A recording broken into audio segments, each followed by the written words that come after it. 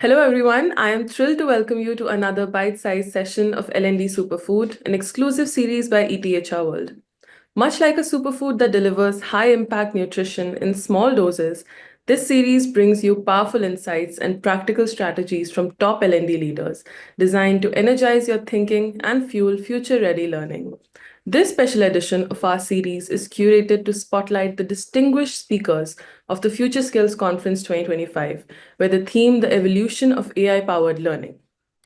As AI transforms how we build skills, personalize learning, and measure impact, these conversations aim to unpack what it truly means to lead learning in an AI-driven era.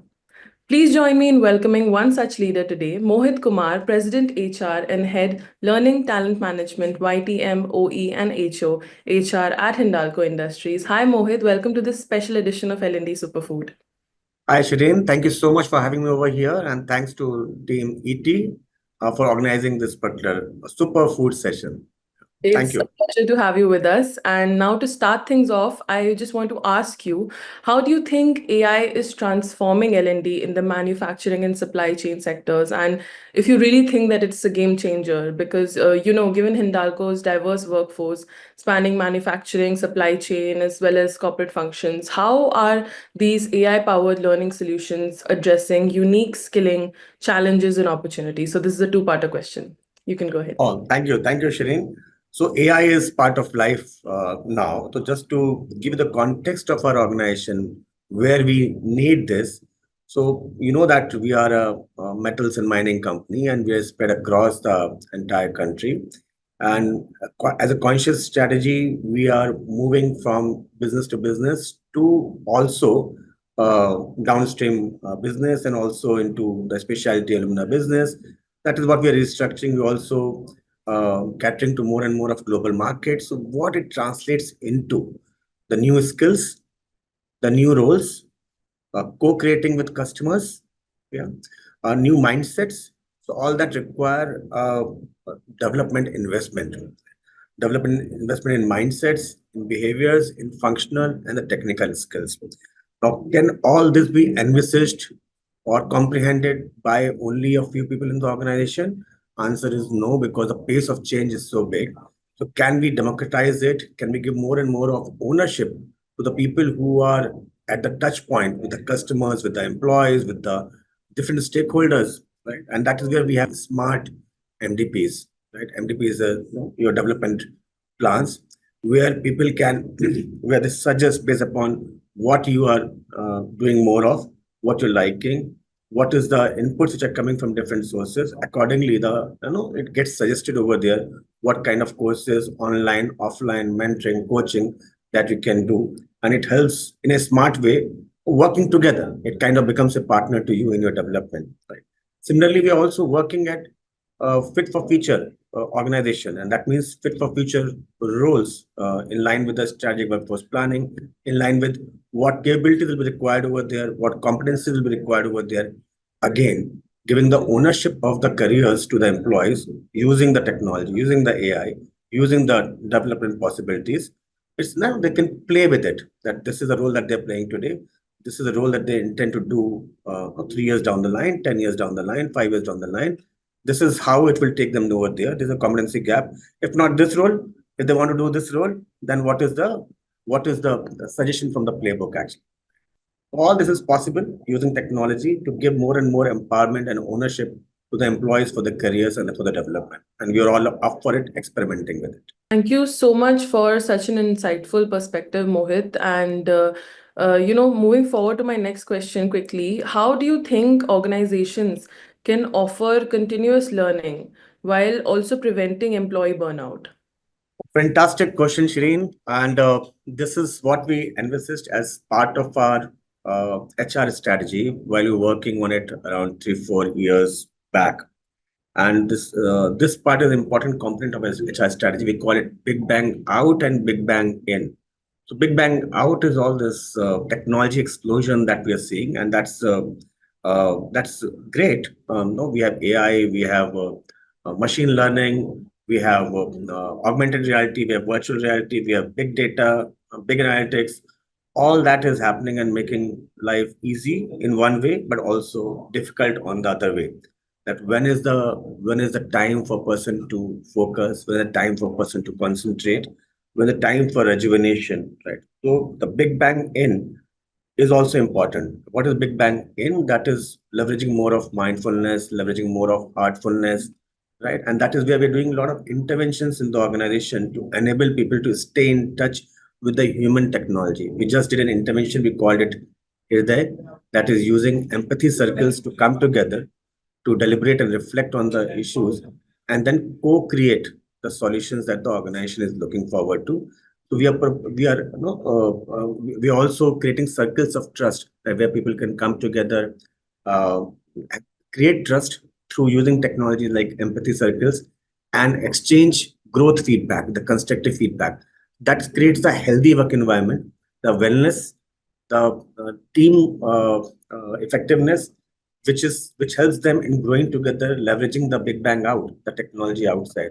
We're also encouraging My People Are, which is the conversation between the manager and the employee, where they can discuss these challenges and learn how to cope with it better, how to leverage it better, right? Who all they can go for help, what competencies they require, what further they can do. So all that is happening in those conversations every month. And we're strengthening that as a system and process using technology again. That's a really thoughtful take, and thank you for sharing that, especially since right now, balancing the learning processes with employee well-being is such a crucial conversation. So thank you so much for sharing that. And moving forward to my next question, with the rise of Gen Z in the workforce, how are you tailoring your learning programs to meet the expectations and aspirations of this new generation of leaders that we have coming up? So fortunately, we have been on this journey for last around 7, 8 years. We have enough of the data and feedback which is coming from this generation every year. We keep organizing interactive dialogues between this generation and the generation above so that both the generations can understand each other better and leverage each other better. We have a structured program for this generation when they come from, we have around 1,000 of them from the campus. When they come from the campus, we have a structured program. We call it Jump Start. And that program takes care of their technical mastery, along with the digital mastery, along with the life skills, the behavioral skills that they need to be successful in this world. The second thing is this generation is motivated by purpose. It's not just a job.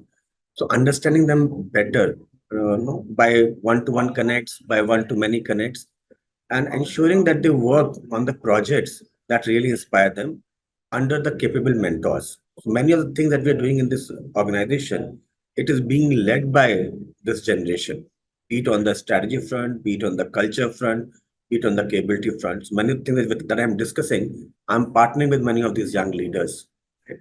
Also, I mentioned about my people are, that is, ensuring that there are regular discussions, regular connects, one-to-one connects, where in a safe space they can share what is the aspiration and what is the bottleneck and how to overcome the bottlenecks to work towards the aspirations that they have in mind.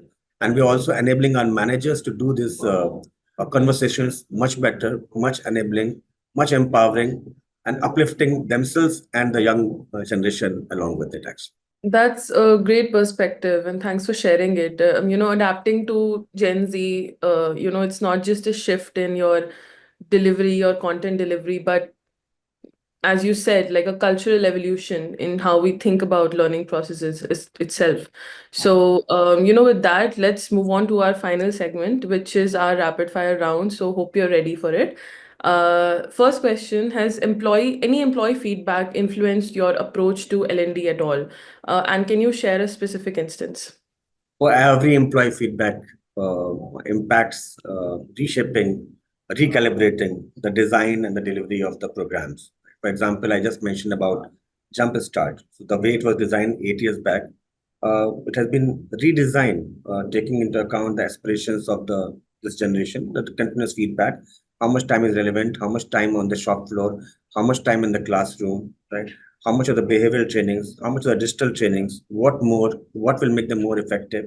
So all that gets incorporated into these programs. Similarly, we have program for the first Changes time. that are happening, the constant changes that are happening happen due to employee feedback Oh, mostly. of course. That's great to hear. And moving forward quickly to the next one, if you could use AI to solve one L&D challenge, what would you use it for? I will like the AI tools also start learning the human capabilities. Something that as of now the AI tools are not able to do that. We are talking about building more and more empathy. We're talking about building more and more awareness and reflection. Right. So gradually, as organizations become more emotionally intelligent, as we start bringing in more and more emotional intelligence, self-awareness, can the machines learn and also partner in that journey also. Difficult, but it's a dream that no, you have something who's enabling that reflection. Yeah, absolutely. I think that'll be a really interesting thing to see as well. So what's that one book, tool, or resource that has deeply influenced your approach to learning and development? Very early in my career in the 90s, I was fortunate to read Fifth Discipline by Peter Senge, the learning organization. And that remains relevant, that continues to inspire me even now, because it is talking about systems thinking.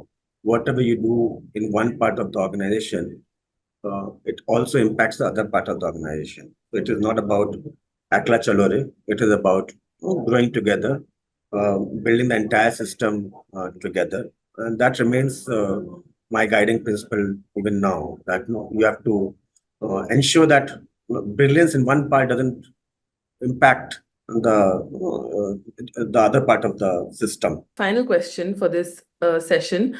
What is that one skill? So much we've talked about AI, but what is that one skill that AI will never be able to teach employees, and it'll have to be a human person at the other end of things? Yeah. So I just mentioned that what humans bring in, that is abundant possibility, and machines will keep learning, right, from us. But the human potential is something, the purpose, the intent, the reflections, the wisdom, the empathy, while machines will start keep learning that. On the other hand, the abundant human system will always be a step ahead and using in a friendly way the AI technology. But what humans bring to the table in their own self-reflection, in their own intent to do things, to create a better world, that intent only humans will bring. Machines will help in that. Thank you so much for all of these insights, Mohit. And that brings us to the end of this power-packed episode of L&D Superfood. Mohit, your thoughts on AI-powered learning, balancing development with well-being, how to engage this next generation, how you're already engaging the next generation of learners has, truly added a very rich layer to this conversation that we had today. And now to our viewers, we hope this session gave you a strong dose of inspiration and practical takeaways to apply in your own learning ecosystems.